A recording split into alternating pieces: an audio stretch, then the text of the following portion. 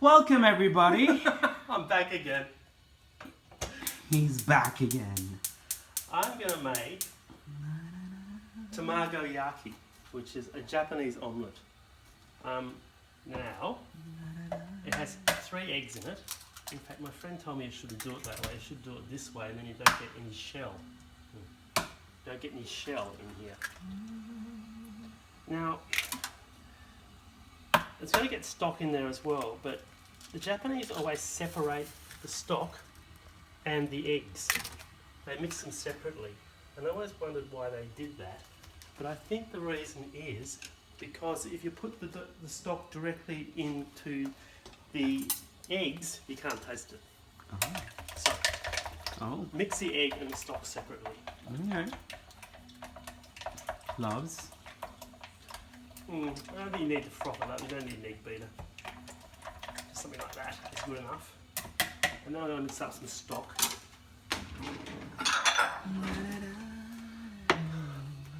This is a flying fish stock. It's a flying fish stacky. Is it made out of flying fish? It's made out of real flying fish from Japan. Wow.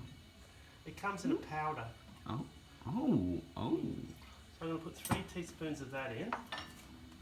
Hang on, so like it's powdered. Yeah, it comes in these packets. They're like tea bags. Oh my god. Like this. Wow.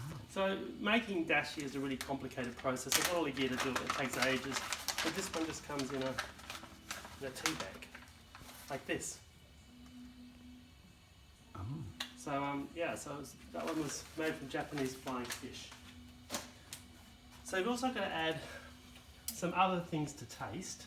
I think it's getting a bit too hot. Very nice. Yes, it is getting hot. It's starting to. A little bit of sugar. I'm not sure if the viewers can see the smoke. Oh, is a smoking thing? Hey Google, timer status. You've got 52 seconds remaining. Oh, this is the duck. It's in the smoker. So we're going to turn that off in a moment. That's why I started on this. I think a little bit of soy sauce. So I'm just going to put in half a teaspoon of sugar and half a teaspoon of soy sauce into the dashi, just to give it some flavour. Yeah. Then, because you mix this separately, you can actually taste it. But I think that sort of tastes a little bit fishy, a little bit salty, which is what we want. And this goes into here. We mix that all up, and then we're ready to cook it. You didn't mix it well. I don't think it really matters. Think I need to mix it better? Okay. Okay. Yeah, so I've been doing this for quite a while now, and initially I kept burning it. Yeah. So the idea is it should come out really yellow. Well, that's the duck, so I'm just going to turn that off. Hey Google, set timer 20 minutes. Hey.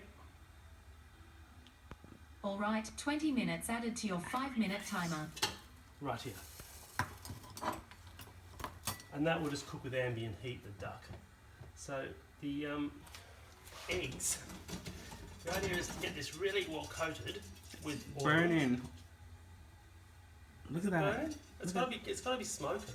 Alright. I'm not sure if you guys can see it, but it is smoking. It's smoking. It's got to be smoking. I'm just going to bring that down a bit. I think it's a little bit too burny.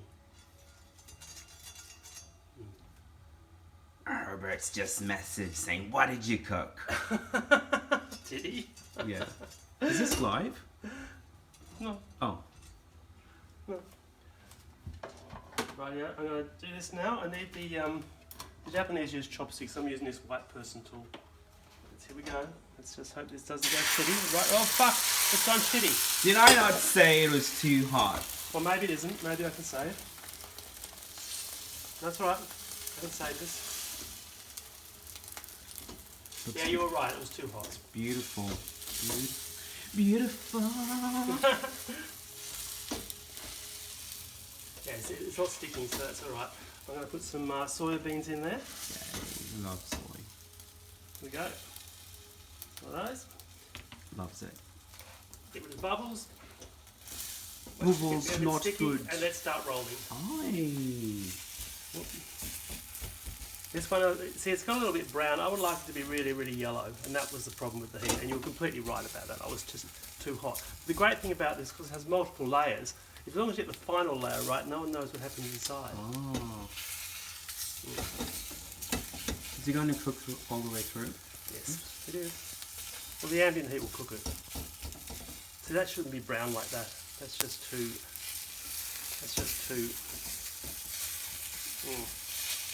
But this is the internal layers, so what's it matter? It can be a bit messy. Oh, looks good. This is the first try. Well, it's about the 100th try, but I usually don't have 2 cocktails before I make this. We only had one. Well, I had one before you came. So the next trick is we re-oil this. Got to keep oiling it. Bring this down a little bit.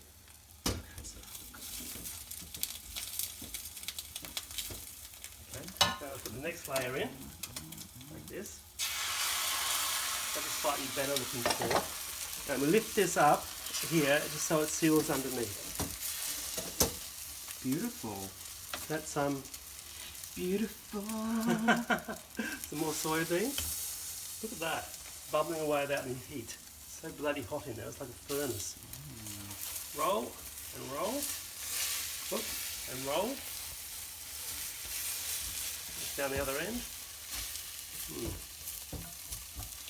So one last layer to save this.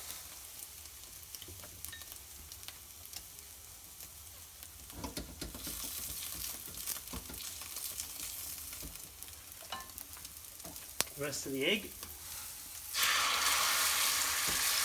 There we go. Lift it so that it blends underneath. Break the bubbles up. Then we roll it. Roll and roll one more time. My God, that's bubbling furiously. And flip. Flip, flip, flip. Come on. Flip.